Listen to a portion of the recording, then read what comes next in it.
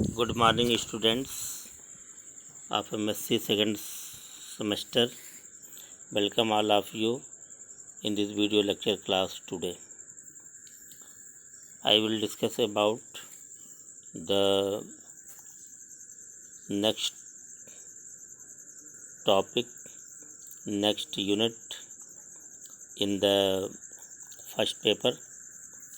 इसके पहले आपने आर्थ्रोपोडा पढ़ा था सेकेंड यूनिट में, और इसके बाद जो थर्ड यूनिट में जो है मोलस्का आता है. मोलस्का के बारे में जो है कि हम इसमें जो टॉपिक हैं वो पढ़ेंगे. तो मोलस्का से रिलेटेड जो टॉपिक हैं सिलेबस के हिसाब से हम उसके बारे में यहाँ पे डिस्कस करेंगे. इसके पहले जो है कि फर्स्ट यूनिट में और सेकेंड यूनिट में आपने जितने भी टॉपिक इससे रिलेटेड थे उसके बारे में आपने स्टडी किया. उसी तरीके से कुछ टॉपिक इस मोलस्का में भी हैं. तो सबसे पहले जो इसमें टॉपिक आता है वो रिस्पायरेशन इन मोलस्का आता है. Respiration in Mollusca. मोलस्का में भी बहुत डाइवर्सिटी पाई जाती है. डिफरेंट टाइप के एनिमल्स पाए जाते हैं, डिफरेंट क्लासेस पाए जाते हैं, डिफरेंट ग्रुप्स हैं. तो इनमें भी जो है कई तरह के जो है कि मोड ऑफ रिस्पायरेशन जो देखने को मिलता है उसकी स्टडी हमें यहाँ पे करनी है.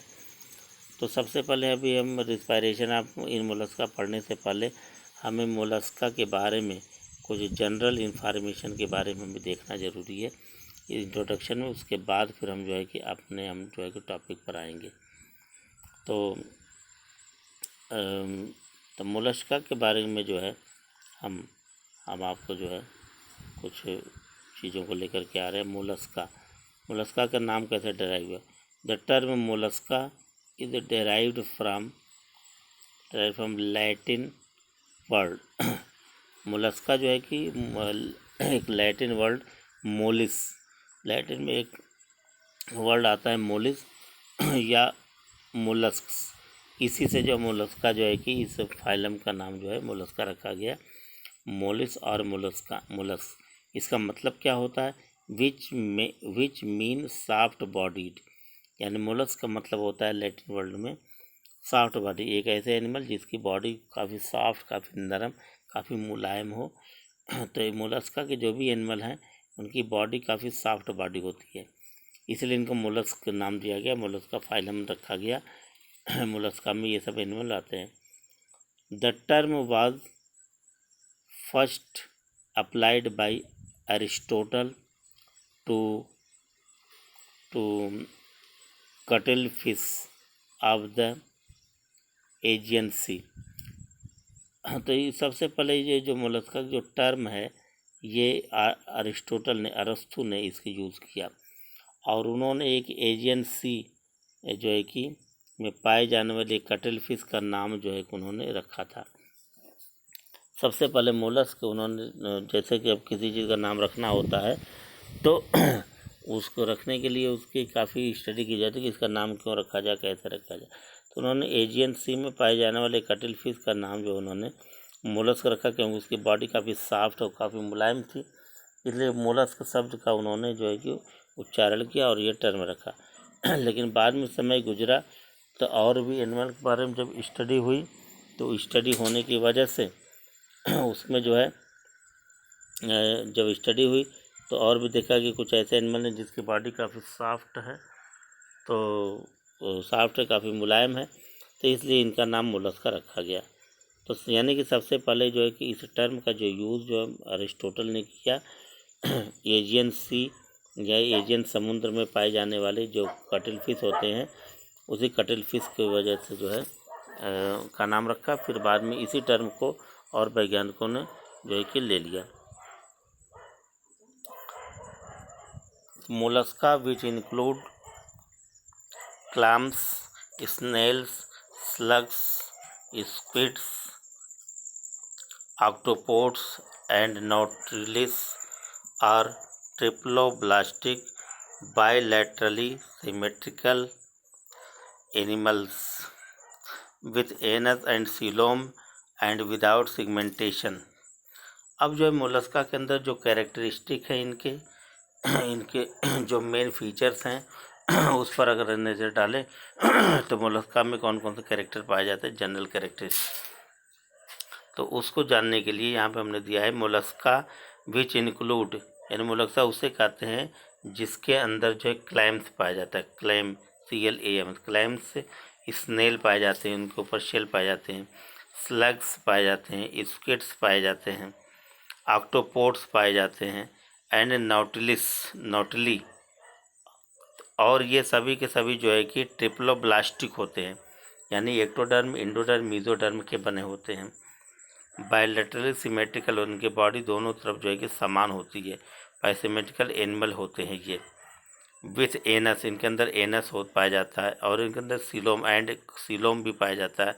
एंड विदाउट सिगमेंटेशन, इनके अंदर बॉडी के अंदर सिगमेंटेशन नहीं पाया जाता, जो है कि सीलोम पाया जाता है लेकिन सिगमेंटेशन नहीं पाया जाता। तो ये सारे कैरेक्टरिस्टिक जो है इसके अंदर देखने के मिलते हैं, जिनको हम मोलस्क कहते हैं। इसके बाद हम चलते हैं in Latin mollusca is the name of a soft nut with a thin shell, यानी मोलस्का, लैटिन वर्ड में मोलस्का का जो मतलब होता है वो यहाँ पे बताया जा रहा है कि मोलस्का किसे कह सकते हैं। तो मोलस्का उससे कहते हैं, मोलस्का नाम इसलिए दिया गया कि जो ऐसे एनिमल मोलस्क होते हैं जिनकी बॉडी जो सॉफ्ट होती है, जो सॉफ्ट नट की तरह होते हैं, विथ ए थिन, और पतले इनके अंदर छोटे छोटे शेल पाए जाते हैं, रिफरिंग टू द बाइवाल्व, और बाइवाल्व सेल पाए जाते हैं, बाइवाल्व शेल यानी 2 वाल्व इसमें पाए जाते हैं, 2 तरफ से खुले होते हैं। एंड द सॉफ्ट बॉडी, इनकी बॉडी जो है बहुत ही सॉफ्ट, बहुत मुलायम होती है। इन ऐसे एनिमल होते हैं, animal within the shell, और शेल के अंदर, क्योंकि इनकी बॉडी इतनी मुलायम होती है, सॉफ्ट होती है कि शेल के अंदर ही जो है कि ये पाए जाते हैं, और शेल के अंदर नहीं रहेंगे तो फिर इनकी बॉडी डैमेज हो जाती है, डैमेज होने के चांसेस रहते हैं। The term mollusca are among the most abundant of all animals, और मोलस्का का जो टर्म है जो है कि ये जो है काफ़ी जो है कि ज़्यादातर जो है कि इस तरह के स्ट्रक्चर पाए जाते हैं एनिमल्स में। In number of species the Mollusca is the second largest phylum after Arthropoda, Arthropoda के बाद सबसे बड़ा अगर कोई फाइलम है तो वो मोलस्का है। आप इसके पहले हमने वीडियो में दिया था आर्थ्रोपोडा में कि आर्थ्रोपोडा सबसे बड़ा फाइलम है, लेकिन आर्थ्रोपोडा के बाद का जो सबसे बड़ा अगर फाइलम है तो वो मोलस्का है। It is not possible to assess, इस तरह से हम इसके पूरे मोलस्का, क्योंकि आर्थ्रोपोडा का सबसे बड़ा फाइलम है, तो इसके अंदर जो एनिमल्स पाए जाते हैं इसमें जो भी है इनकी पूरी तरह से हम एसेस नहीं कर सकते, पूरी तरह से इसका असेसमेंट, इसकी जानकारी, इसकी स्टडी तो नहीं कर सकते, एक्यूरेटली तो नहीं जान सकते, लेकिन accurately the total of our known species, जितने भी नॉन स्पीसीज है उसकी जो है कि हम स्टडी एक साथ अगर करना चाहें तो नहीं कर सकते, मुश्किल है। But probably 1 lakh living and a good number of fossil species 35,000 exist, यानी कि इसमें ये लगभग 1 लाख लिविंग स्पीसीज इसमें पाए जाते हैं। मोलस्का के 1 लाख लिविंग स्पीसीज पाए जाते हैं, और इसके अंदर जो सबसे ज़्यादा जिनकी संख्या पाई जाती है जो है कि वो टोटल आर नॉन स्पीसीज, और जो पाए जाते हैं वो उनके ज़्यादातर फॉसिल पाए जाते हैं क्योंकि लुप्त हो चुके हैं। 35,000 जो है कि फॉसिल हो गए हैं, यानी 1 लाख में 35,000 फॉसिल पाए जा रहे हैं, यानी कि वो लुप्त हो चुके हैं, फॉसिल पाए, उनके जीवाश्म पाए गए हैं, exist as compared with 10 times as many insects, यानी जो कि इंसेक्ट के लगभग 10 गुना ज़्यादा है, यानी कि जो एक्सटिंक्ट हो गए हैं, फॉसिल पाए जा रहे हैं। But only half as many vertebrates, लेकिन जितने भी वर्टिब्रेट हैं उसका लगभग आधा ही है ये काउंटिंग। द क्वार्टर्स 3 क्वार्टर्स, यानी कि इसके 3 चौथाई यानी 80,000 स्पीसीज, अगर देखा जाए 3 quarter 80,000 species of the molluscs mollusca are the gastropods, यानी कि इसमें 80,000 जो है कि इसके जो स्पीसीज जो मौजूद हैं आज, वो जो है कि गैस्ट्रोपोड पाए जाते हैं, विथ अबाउट 1700 जनरा, जिसमें 1700 जनरा पाए जाते हैं, यानी गैस्ट्रोपोडा के अंदर। Molluscs have no uniform plan as well as no specific shape. अब मोलस्का का जो है कि कोई यूनिफॉर्म प्लान नहीं है इनके बॉडी का, और कोई जो है कि स्पेसिफिक शेप नहीं, क्योंकि शेप इनकी साइज इनकी बदलती रहती है। In an evolutionary sense they are plastic material as the outlines of the body are freely attained as new habitats are acquired and new structures and needs needed. Most of them are slow moving and confined to rather special habitats, यानी कि अगर इसको देखा जाए, क्योंकि इनकी body में कुछ परिवर्तन होते रहते हैं, तो इवोल्यूशनरी पॉइंट ऑफ व्यू से देखा जाए तो क्योंकि कोई भी एनिमल अपने आप को अगर नेचर में एग्जिस्ट कर रहा है, तो इसका मतलब कि नेचर के जो है कि जो प्रॉब्लम्स है उसके हिसाब से अपने को सजग रखता है। तो मोलस्का का अगर इवोल्यूशनरी पॉइंट ऑफ व्यू से देखा जाए तो इसकी ये जो है इनकी बॉडी जो है कि प्लास्टिक मटेरियल से बनी हुई जो है कि मानी जाती है, दिखती है, यानी कि बॉडी सॉफ्ट होते हैं, कभी बढ़ जाते हैं कभी घट जाते हैं, जैसे प्लास्टिक को खींच के बढ़ाया घटाया जा सकता है उसी तरह से। और ये अपने बॉडी से कभी बाहर निकल कर के घूमते हैं, फिर उसके शेल के अंदर आ जाते हैं, फिर उस बाहर आ जाते हैं, फिर अंदर चले जाते हैं। इस तरह से ये नए नए स्थान पर स्वतंत्र रूप से अपने आप को अटेंड करते हैं, और हैबिट और हैबिटेट के आधार पर जैसी ज़रूरत होती है उसी हिसाब से अपने स्ट्रक्चर को अपनी ज़रूरत के हिसाब से न्यू स्ट्रक्चर को फार्म करते हैं, बनाते हैं, उसी हिसाब से अपने आप को एडजस्ट करते हैं। Most of them are slow moving, इसमें तो बहुत से एनिमल हैं मोलस्का के जो स्लो मूविंग धीरे धीरे चलते हैं, और कुछ ऐसे हैं जो है कि अपने स्पेशल हैबिटेट को अपने स्थान को चेंज करते रहते हैं, अपने स्थान को चुनते हैं, उसी हिसाब से वो अपने आप को एडजस्ट करते हैं। इस तरह से कुछ जनरल इन्फॉर्मेशन हमने जो है कि मोलस्का के बारे में आपको दिया, जो है कि मोलस्का के बारे में जो जनरल कैरेक्टरिस्टिक है वो आपने देखा। लेकिन इसके बाद जो है जो नेक्स्ट जो इसका यहाँ से जो टॉपिक शुरू होता है इस पेपर का, इस यूनिट का, वो है रिस्पायरेशन इन मोलस्का। मोलस्का क्योंकि इसमें भी ग्रेट डाइवर्सिटी पाई जाती है मोलस्का में, तो डिफरेंट टाइप के एनिमल्स पाए जाते हैं, तो डिफरेंट टाइप के एनिमल्स में क्योंकि इनका स्ट्रक्चर भी चेंज होता रहता है हैबिट और हैबिटेट के हिसाब से, जहाँ इनकी नीड होती है, जैसी ज़रूरत रिक्वायरमेंट होता है उसी हिसाब से अपने को एक्वायर करते हैं, तो उस हिसाब से इनके अंदर जो रिस्पायरेशन होता है वो डिफरेंट मूड ऑफ रिस्पायरेशन होता है। तो अब इसके बारे में डिटेल हमें स्टडी यहाँ पे करनी है, रिस्पायरेशन इन मोलस्का। तो ये मोलस्का में जो रिस्पायरेशन पाया जाता है इसके 3 मूड हैं। Types of respiration in mollusca are, इसमें जो है कि कौन कौन से मोलस्का के में रिस्पायरेशन पाया जाता है। फर्स्ट है कटेनियस रिस्पायरेशन, सेकंड है ब्रांचल रिस्पायरेशन, और थर्ड है पल्मोनरी रिस्पायरेशन, यानी ABC।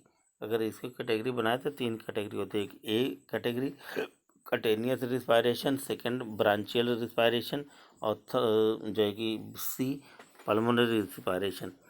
अब इन्हीं के बारे में हमें डिटेल लेकर के आगे चलना है।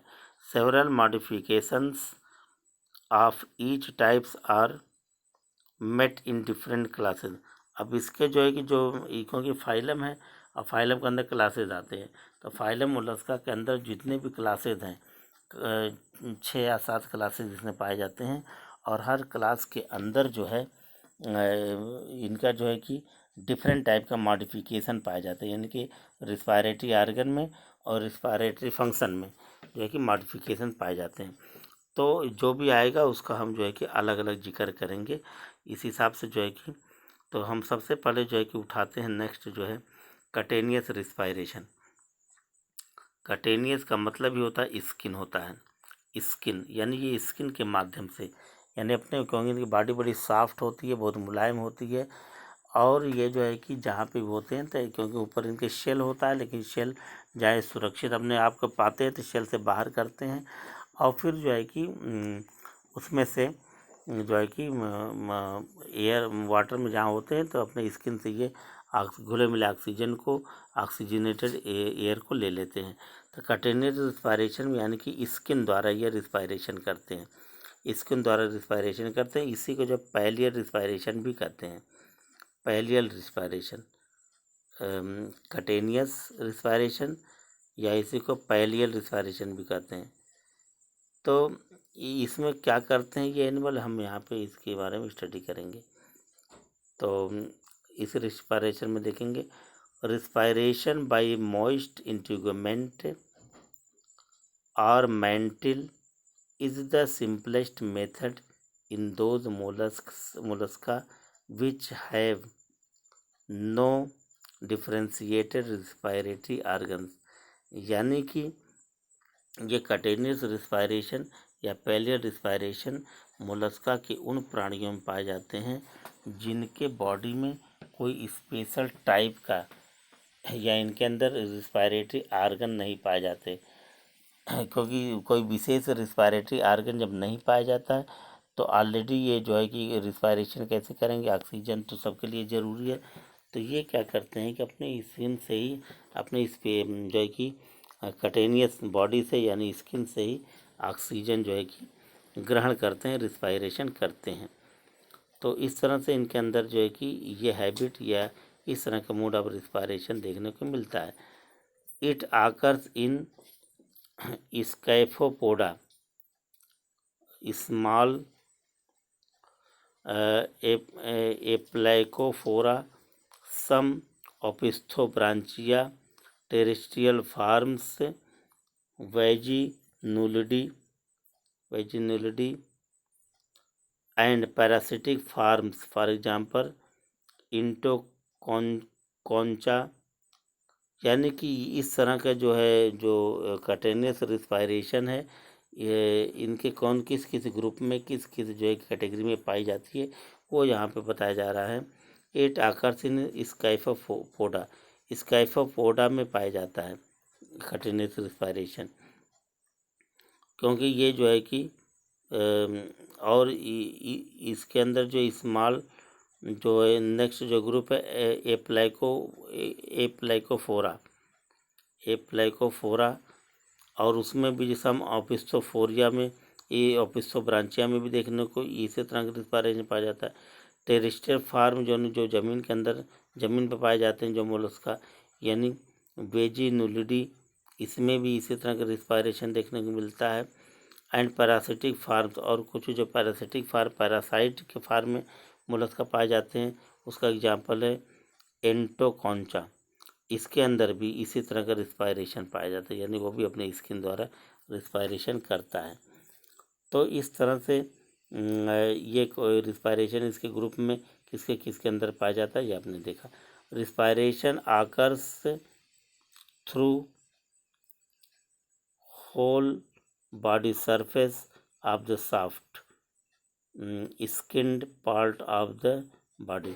यानी ये जो रिस्पायरेशन कंटिन्यूअस रिस्पायरेशन होता है, इस एनिमल के पूरी बॉडी पे पाए जाने वाली स्किन से जो है कि ये रिस्पायरेशन करते हैं। यानी कि जो सॉफ्ट, क्योंकि इनकी बॉडी मुलायम होती है, सॉफ्ट होता है, तो सॉफ्ट स्किन्ड पार्ट से पूरे बॉडी के पार्ट से रिस्पायरेशन करते हैं। It must be very restricted when body surface is covered with a shell. और जब इनके बॉडी के ऊपर जब शेल रहता है, क्योंकि शेल के अंदर पाए जाते हैं, जैसे घोंघा को आप देखेंगे पाइला के अंदर ऊपर शेल पाया जाता है, जब शेल के अंदर होते हैं तो फिर रिस्पायरेशन नहीं कर पाते, लेकिन जब इनको रिस्पायरेशन करना होता है तो शेल के बाहर चले आते हैं और जो रिस्पायरेशन करते हैं। और when the body is thick and bulky, और उस समय भी रिस्पायरेशन नहीं कर पाते जब इनकी बॉडी जो है काफ़ी मोटी, मतलब बॉडी स्किन जो है मोटा और बल्की हो, बल्क में होता है, तो उस समय भी ये नहीं कर पाते। कंटिन्यूअस रिस्पायरेशन में also taken place through the skin of those molluscs having other respiratory mechanisms.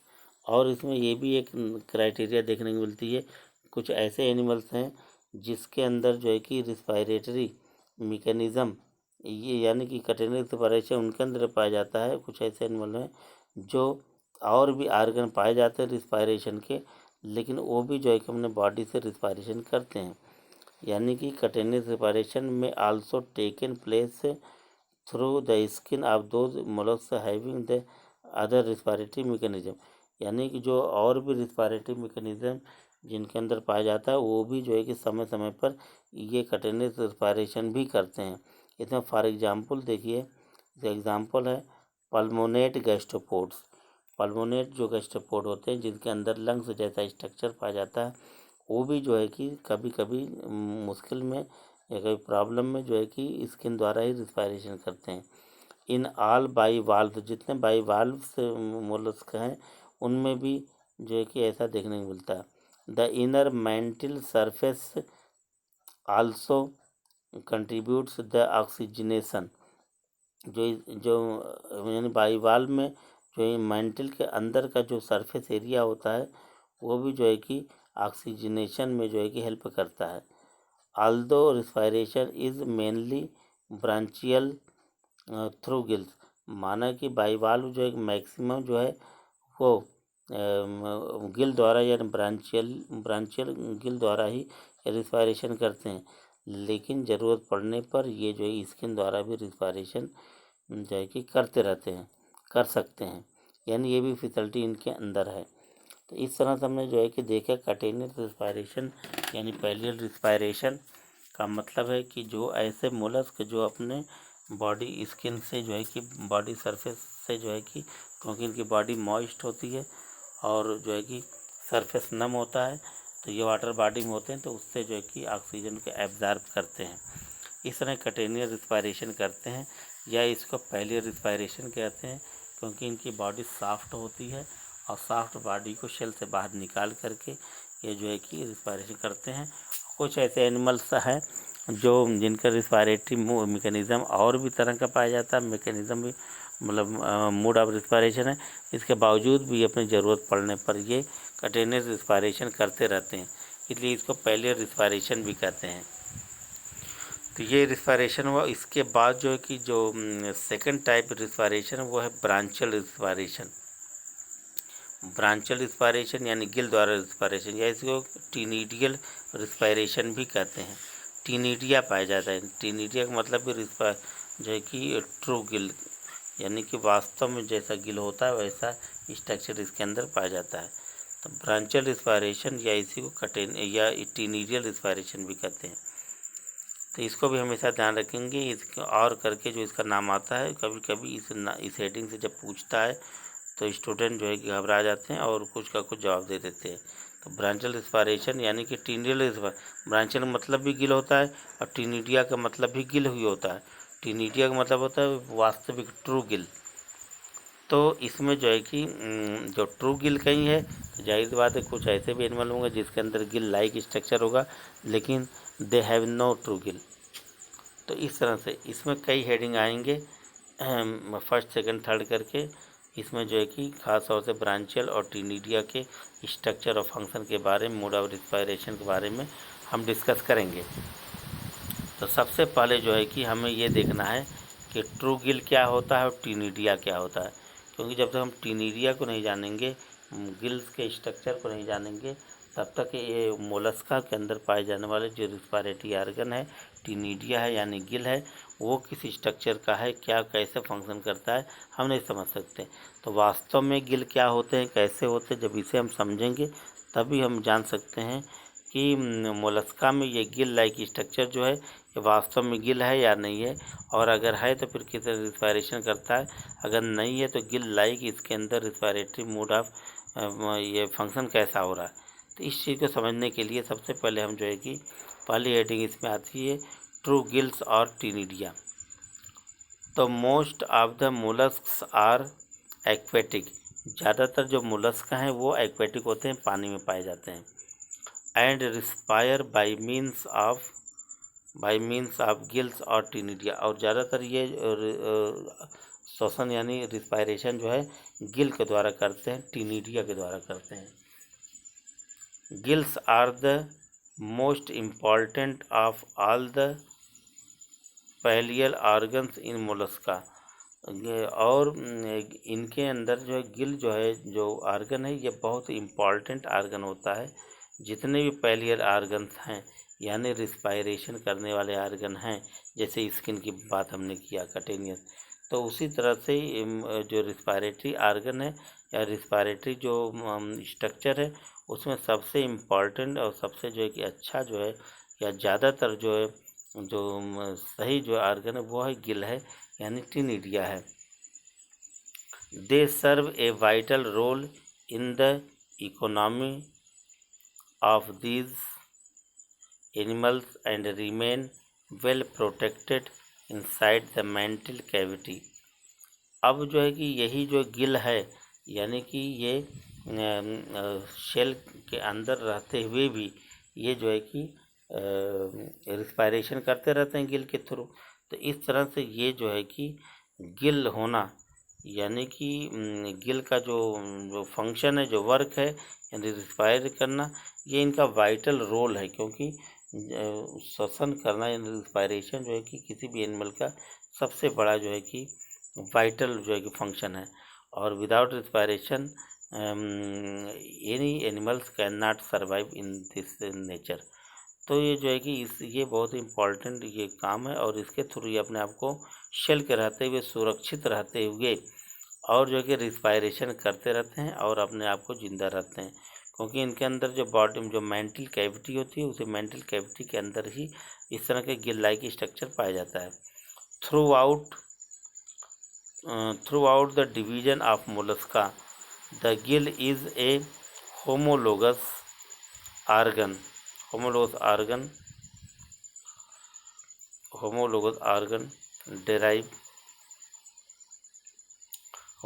organ derived from the gill of a common ancestral type। यानी कि जो है कि ये अगर मोलस्का के जिस तरह से डिवीज़न हुआ, क्योंकि मोलस्का में भी कई ग्रुप हैं, कई सब क्लासेस हैं, कई क्लासेस हैं, उसमें भी आर्डर हैं, तो इसके डिवीज़न के हिसाब से देखा जाए तो the gill is a homologous organ. यानी कि गिल जो है कि जितने भी होमोलोगस मोलस्का है उसमें जो है कि समान आर्गन है, थोड़ा बहुत अंतर होता है। ये कैसे derived from the Gill of A common ancestral tribe. यानी कि और भी जो एनिमल्स हैं जिसमें गिल पाए जाते हैं, तो जिस तरह से और एनिमल में ये गिल डेराइव होता है यानी गिल का स्ट्रक्चर बनता है उसी तरह से इनके अंदर भी बनता है। तो इससे ये बात क्लियर होती है कि इनके जो कॉमन एंसेस्ट्रल टाइप है यानी कि जहाँ जहाँ गिल का डेरिवेशन हुआ है उनके जो शुरू में जो इनके जो पूर्वज रहे होंगे, एंसेस्टर रहे होंगे, वो सिमिलर रहे होंगे।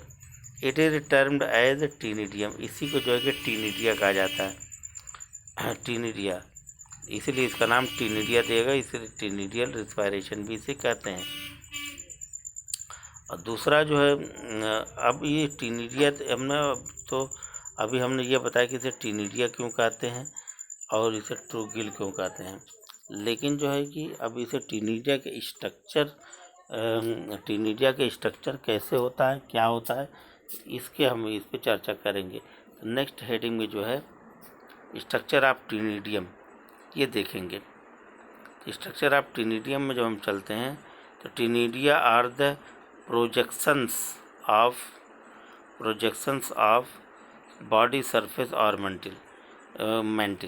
तो टीनिडियम क्या है?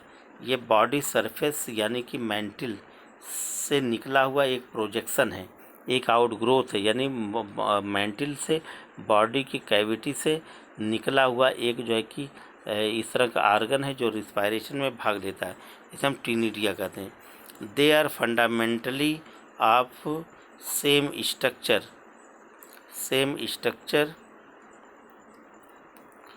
इन ऑल द प्रिमिटिव मेंबर्स। यानी और ये स्ट्रक्चर ठीक उसी तरह से होता है जैसे प्रिमिटिव मेंबर और होते हैं उसी तरह से होता है। सच एज पॉलीप्लाइकोफोरा एम्फीन्यूरा, यानी एम्फीन्यूरा में भी इसी तरह के स्ट्रक्चर देखने को मिलता है। इसके अलावा राइपिडोग्लॉसा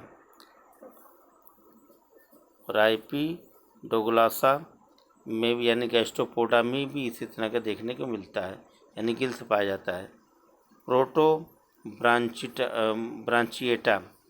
प्रोटोब्रांचिएटा में भी, यानी इसको लैमली ब्रांचिया कहते हैं। एंड सिफेलोपोडा, यानी इन समों में भी ये जो है कि टीनियम का जो स्ट्रक्चर वो सेम है, सिमिलर होता है। टीनिडियम consist of a horizontal main stem और axis attached to the body and bearing on either side a row of, यानी अभी जो है कि ये जो टिनिडिया है, ये इसका स्ट्रक्चर कैसा है और कहाँ पर ये पाया जाता है, इसका लोकेशन बताया जा रहा है। ये ctenidium consist of a horizontal main stem, ये जो है कि हॉरिजॉन्टल मेन स्टेम से जो है कि ये बनता है, यानी निकलता है। आर एक्सिस, यानी बॉडी का जो मेन एक्सिस है या हॉरिजॉन्टल जो है, इसका जो मेन स्टेम है, उसी से ये डिराइव हो गया, यानी उसी से ये एग्जिस्ट करता है, इसी से बनता है। और अटैच्ड टू द बॉडी, और बॉडी से अटैच रहता है। And bearing on either side, और इसके जो है कि दोनों तरफ जो है कि ये कुछ एक पंक्तियों जैसा एक पंक्ति बनी रहती है, एक लाइनिंग बनी रहती है। तो either side a row of, किस चीज़ का रो होता है? अब जो है कि नेक्स्ट पेज पर जो है अब देखेंगे इसका। Either a row of alternatively arranged delicate flexible respiratory lamellae और फिलामेंट, यानी इसके दोनों तरफ जो है कि बॉडी के जो है कि जो एक पंक्तियों में, दोनों तरफ पंक्तियों में लाइनिंग में अरेंज रहते हैं, वो क्या होते हैं? डेलिकेट, यानी 1 बाय 1 करके, डेलिकेट करके, एक एक करके, यानी एक साथ नहीं, सिमिलर, एक एक करके। और फ्लेक्सिबल, हिलने डुलने वाले, यानी लचकदार। रिस्पायरेटरी लैमली, जैसे पत्तियों की तरह से स्ट्रक्चर पाए जाते हैं, रिस्पायरेटरी लैमली, और या फिलामेंट्स पाए जाते हैं, यानी इस तरह से ये अरेंज होते हैं। Surface epithelium of gills is usually occurred by cilia, और इस गिल लैमली के ऊपर सरफेस पर जो है कि सीलिया पाई जाती है, सीलिया लगे होते हैं, वो कवर किए रहते हैं, cilia. The movements of which, और सीलिया का जो मूवमेंट होता है, which are responsible for continuous renewal of water over the gills, यानी कि ये जो है इसके ऊपर जो सीलिया होते हैं, सीलिया के फंक्शन की वजह से जो है कि वाटर का जो है कि वाटर जो है कि गिल पर गिरता रहता है, गिल की ओर आता रहता है, क्योंकि सीलिया जब बीट करता है तो फिर वो वाटर जो है कि उससे छू करके गिल पर आता है। जब गिल जो है में जब नमी बनी रहती है तो वाटर बॉडी में जो ऑक्सीजन होते हैं वो इसके थ्रू जो है कि वो रिस्पायर हो जाता है। टीनिडियम receives venous blood from the body, और यही जो टीनिडिया होता है, टीनिडिया से जो है कि इसमें ब्लड कैपिलरीज होती हैं, और इसके थ्रू जो है कि वेनस ब्लड जो है वो आता है, वेन्स का ब्लड, वेन्स यानी कि इम्प्योर ब्लड आता है, और फिर यहाँ पे एयर मिल जाता है, तो फिर ये ब्लड जो है कि ब्लड को फिल्टर कर देता है, वेनस ब्लड इससे जुड़ा होता है। Through an efferent branchial vein, efferent branchial के थ्रू ये जुड़ा होता है।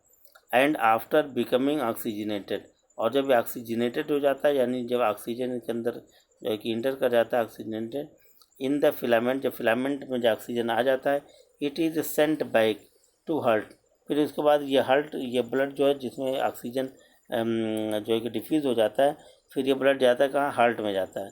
Sent back to heart through a efferent branchial vein, और इफरेंट ब्रांचियल से वो हार्ट को ये ब्लड पहुंचा दिए जाते हैं।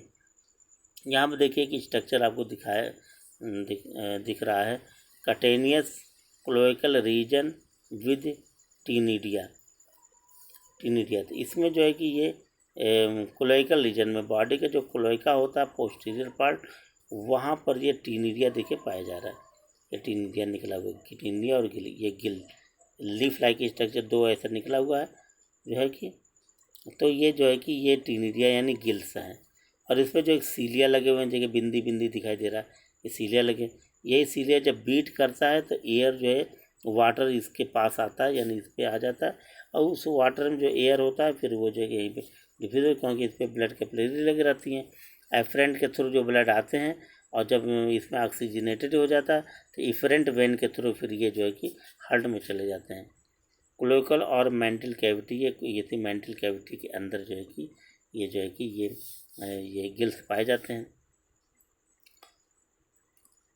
Water flows over the gills in a direction opposite to that taken by blood within the filament. अब जो है कि वाटर जो है इसके ऊपर जब वाटर जब बहता है, यानी वाटर में जब ये डूबता है ये टीनिडिया, तो क्योंकि इसमें गिल्स लगा हुआ है, तो फिर इसमें जो ऑक्सीजन होता है वो जो है कि इसके अंदर जो डिफ्यूज हो जाता है।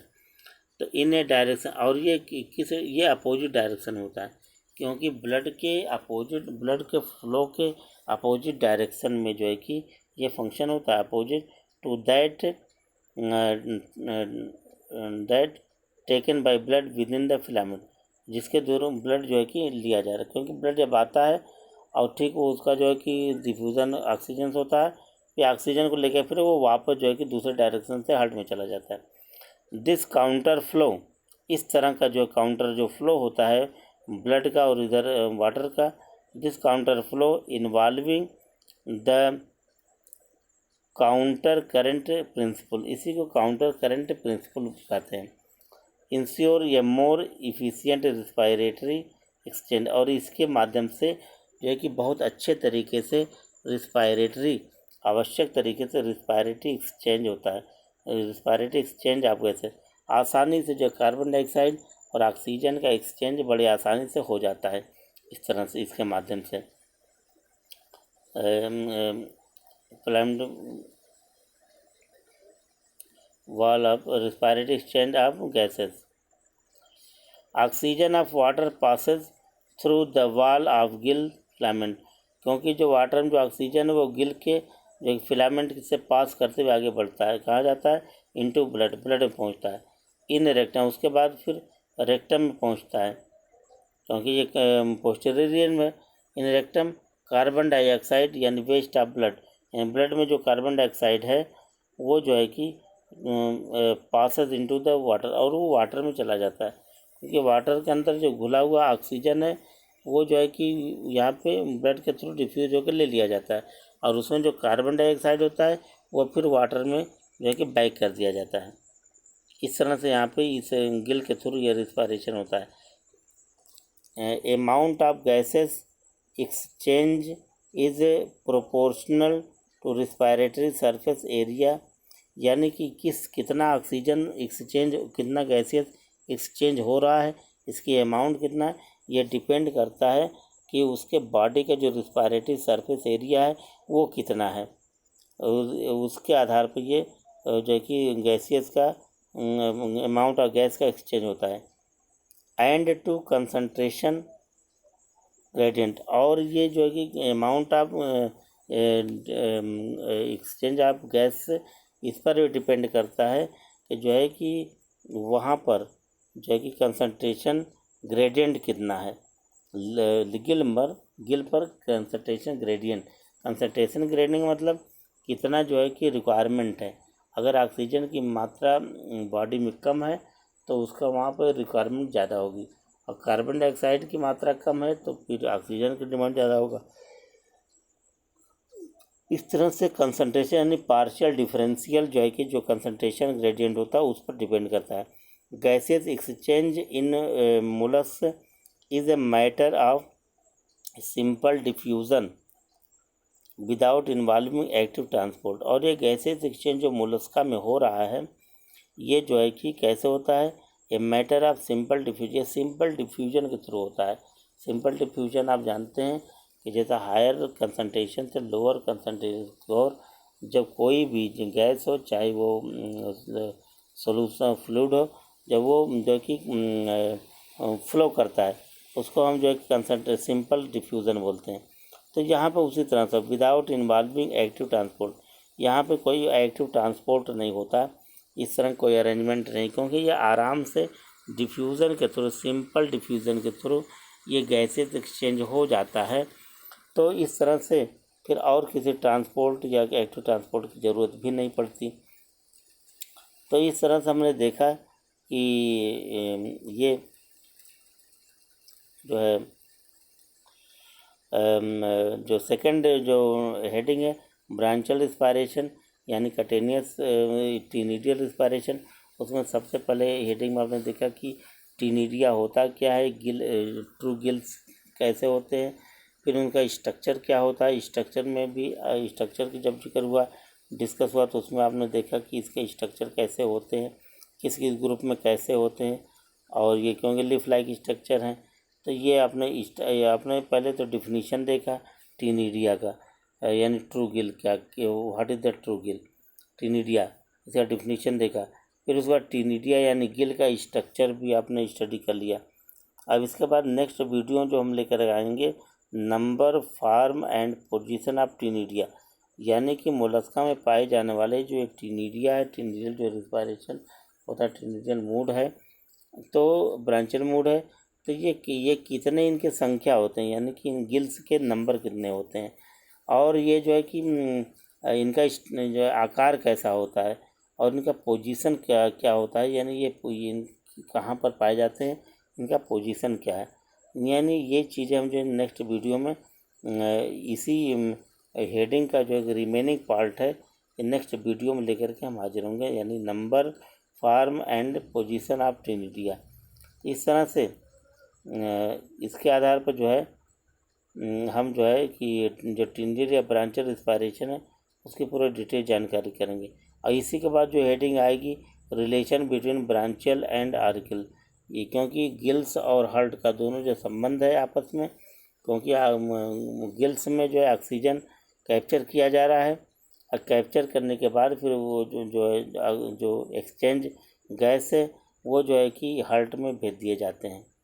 तो इस तरह से हम जो है कि इसी हेडिंग के में रिमेनिंग जो पार्ट होगा नेक्स्ट वीडियो के लिए, उसमें हम पढ़ेंगे कि गिल्स का नंबर, गिल्स का फॉर्म और गिल्स का पोजीशन क्या होता है, और फिर गिल्स का यानी ब्रांची का जो है कि मोलस्क के एनिमल के जो हार्ट का जो आर्किल है, इससे क्या रिलेशन है, इन दोनों में क्या संबंध है, क्योंकि ये दोनों का रिस्पायरेशन का, ब्लड सर्कुलेशन का जो है कि आपसी जो संबंध होता है बहुत ही क्लोज होता है। तो यानी ये दो हेडिंग जो अवशेष हैं, ये नेक्स्ट वीडियो में इसे दोनों हेडिंग को हम डिस्क्राइब करेंगे, तब जा कर के ये जो है कि फर्स्ट टॉपिक कंप्लीट होगा, फर्स्ट हेडिंग कंप्लीट होगा। उसके बाद फिर जो है कि सेकेंडरी जो है कि अडाप्टिव गिल्स क्या होते हैं, यानी जो प्राइमरी स्तर पर जो गिल्स होते हैं वो ये होते हैं।